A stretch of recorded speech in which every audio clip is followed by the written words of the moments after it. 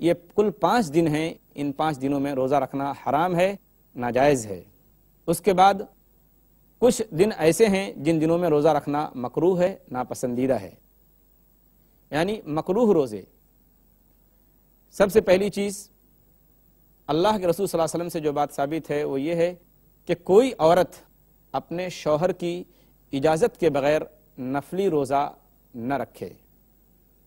کوئی عورت اپنے شوہر کی اجازت کے بغیر نفلی روزہ نہ رکھے، یہ ایسا روزہ رکھنا بھی درست نہیں ہے بلکہ منع ہے۔ اللہ کے رسول صلی اللہ علیہ وسلم نے فرمایا کہ لا يحل للمرأة ان تصوم وزوجها شاهد الا باذنه، صحیح بخاری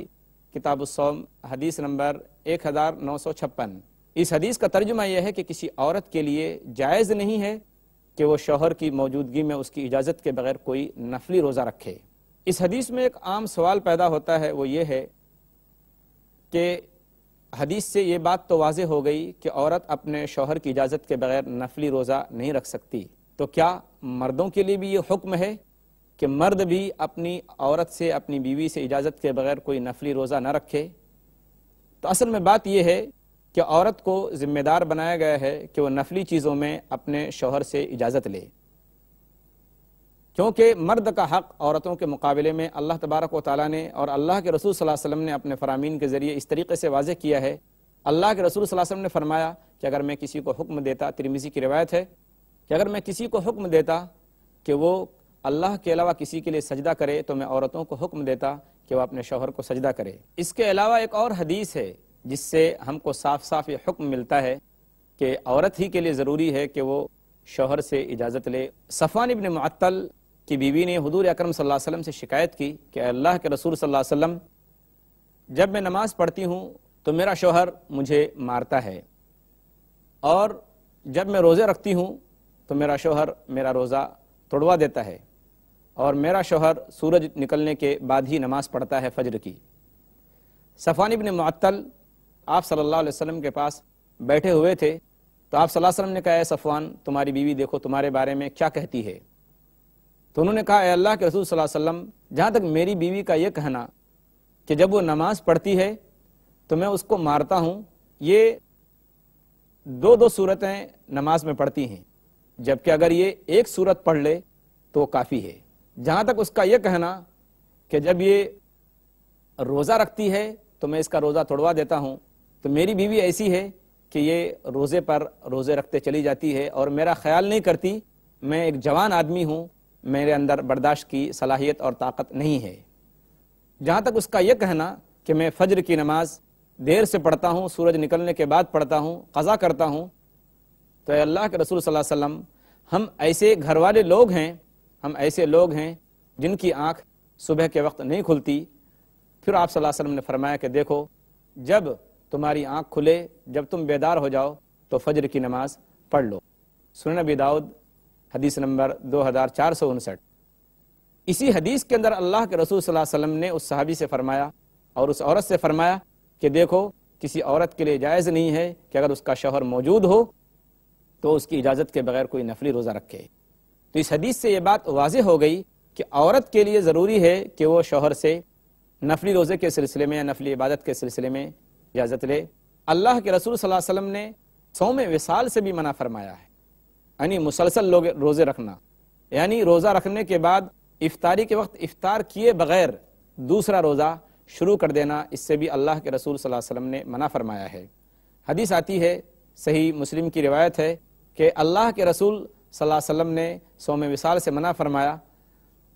تو ایک صحابی نے کہا، اللہ کے رسول صلی اللہ علیہ وسلم، آپ تو مسلسل روزہ رکھنے سے منع فرماتے ہیں، لیکن خود آپ کا حال یہ ہے کہ آپ مسلسل اور لگاتار روزے رکھتے ہیں۔ تو آپ صلی اللہ علیہ وسلم نے فرمایا کہ ایکم مثلی، کہ تم میں میری طرح سے کون ایسا شخص ہے، میں روزہ رکھتا ہوں تو میرا رب مجھ کو کھلاتا اور پلاتا ہے۔ تو اس حدیث سے پتہ چل گیا کہ صوم وصال یعنی لگاتار روزے رکھنا، روزے پہ روزہ رکھنا منع ہے۔ عبداللہ بن عمرو بن عاص رضی اللہ تعالیٰ عنہ ایک صحابی ہیں، وہ خود کہتے ہیں کہ اللہ کے رسول صلی اللہ علیہ وسلم نے مجھ سے فرمایا کہ اے عبداللہ،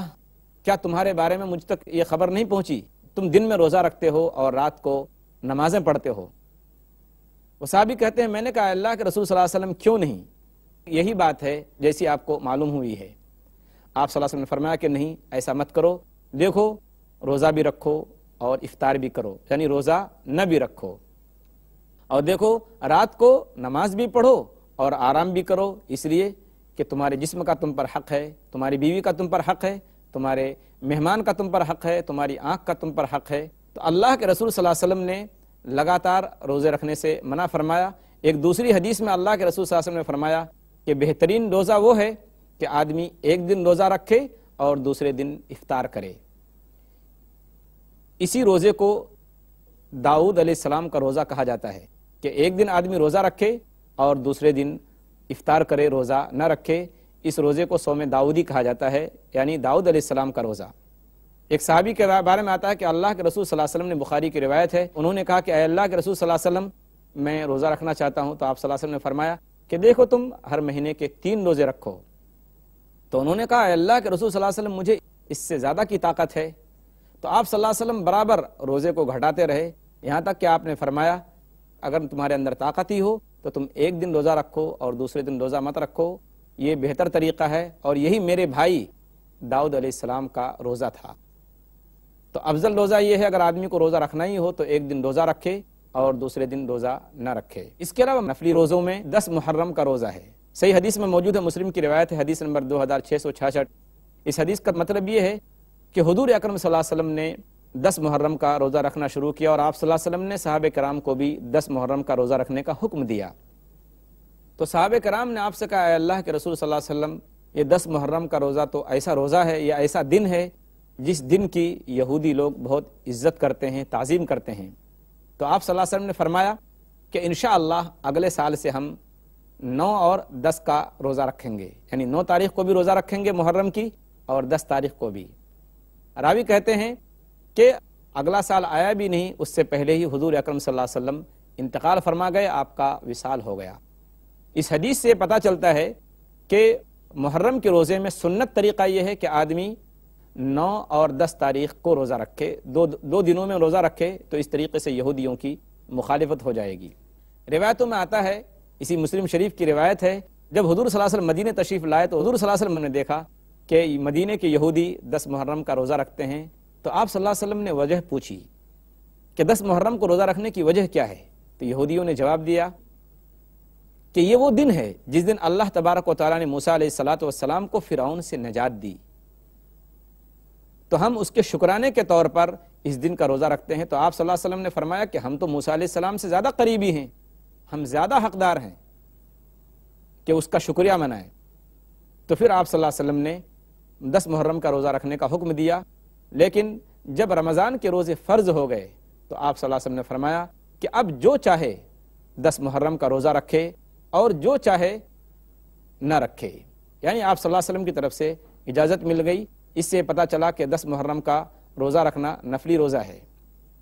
تو اب اگر کوئی مسلمان روزہ رکھے تو صرف 10 تاریخ کا روزہ نہ رکھے، بلکہ اس سے ایک دن پہلے 9 تاریخ کا روزہ ملا کر 2 دن کے روزے رکھے، تو انشاءاللہ اس کو بہت زیادہ ثواب ملے گا۔ اس کے علاوہ